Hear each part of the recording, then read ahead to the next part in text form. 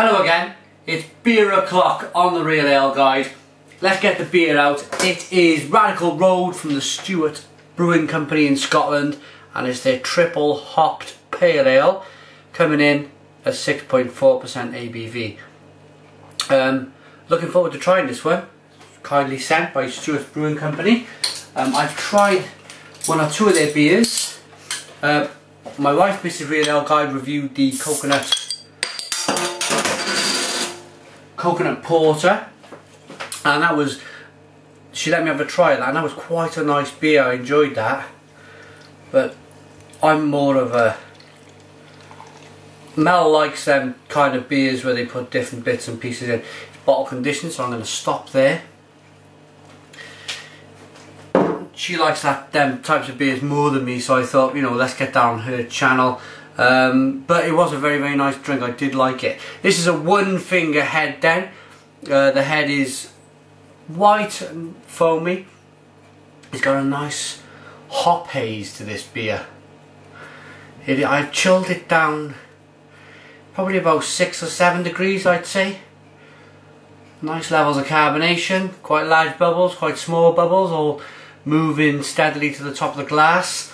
I've left the sediment in the bottom, but we will get to that later on.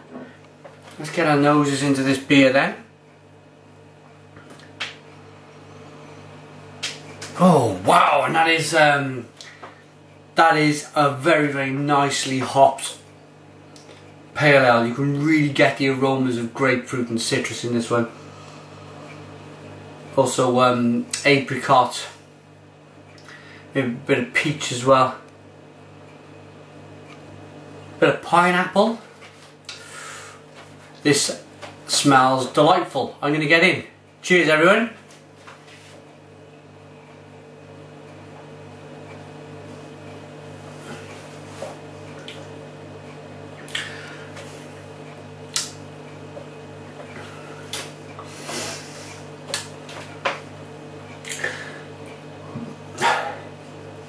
I watched another beer reviewer, Urban Viking Ale review this just the other week, and he put the beer down in taste. If you've tried Thornbridge's Jaipur, he said it was quite like that.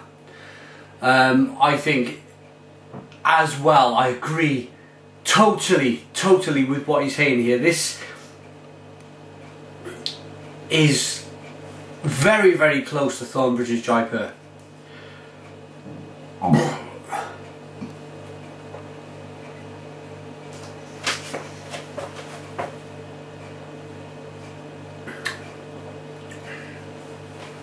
It's bitter. As soon as you put the beer in your mouth,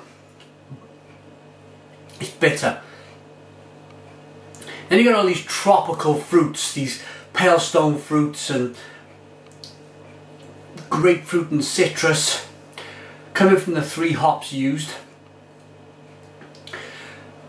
And it builds and builds, and then at the end, when you think it's gonna really take off in the bitterness stakes, it just levels off and it fades away nicely. For me, when you have a really, really bitter pale ale or an IPA, you can't session them, but I'm pretty damn sure I could have a few of these and keep on with it, keep going with it. It's very pleasant. I like the softness of the water too. Very, very nice soft water from Scotland.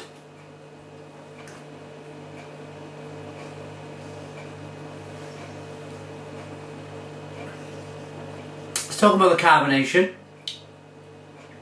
The carbonation pushes the beer around nicely in your mouth. Also, there's a nice level of sweetness. I had a real, on that mouthful, a real big sweet burst in my mouth straight away. It's also very, very refreshing. Lovely pale ale, not thin, but it's not, certainly not thick like an American IPA. Sometimes they're thick and cloyny. This is the water, and the way this feels in your mouth is very, very nice. It's very refreshing.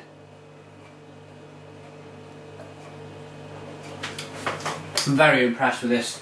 Very, very impressed with this beer. Small batch, handcrafted beer bursting with hop character. It certainly is. Barley, wheat, hops, water and yeast. I would like to know. A triple hop pale ale. Now, are they saying they're using 3 different types of hops here? Or are they using 1 hop used 3 times in the brewing process? I'd like to know. So if you're watching Stewart Brewing, put your comments in the comments box for all my viewers to be able to see. That would be great. Or send me a message on Twitter. Okay, I'd like to give a website out. Unfortunately they haven't put it on, but I imagine it's stewartbrewing.co.uk. Check out that website or just Google Stewart Brewing.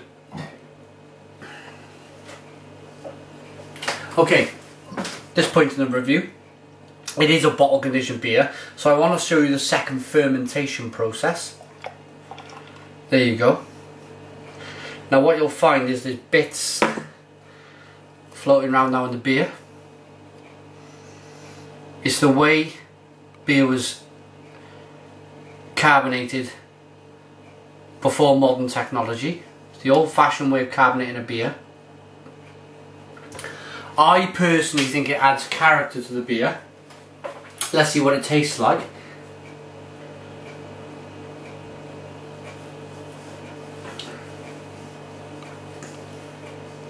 It tastes no different whatsoever. It might give you just a slight chalkiness.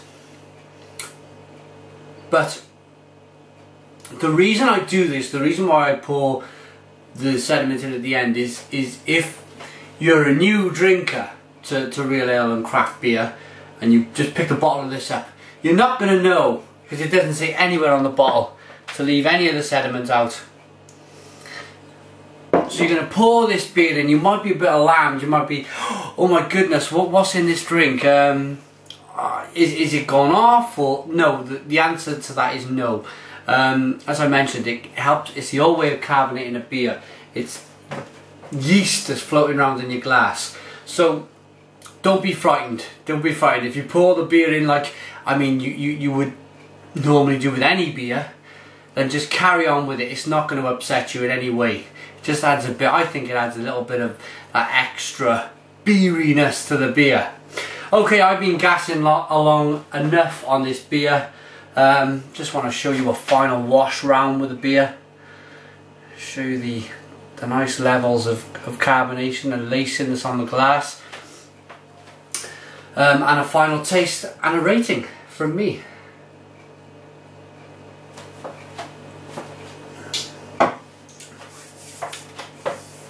I think this is a wonderful, wonderful pale ale. It's a beer you could session, although it is 6.4%, so be careful, but it's definitely a beer you could session. It's nicely hopped, it's not overly bitter. That's the key for me.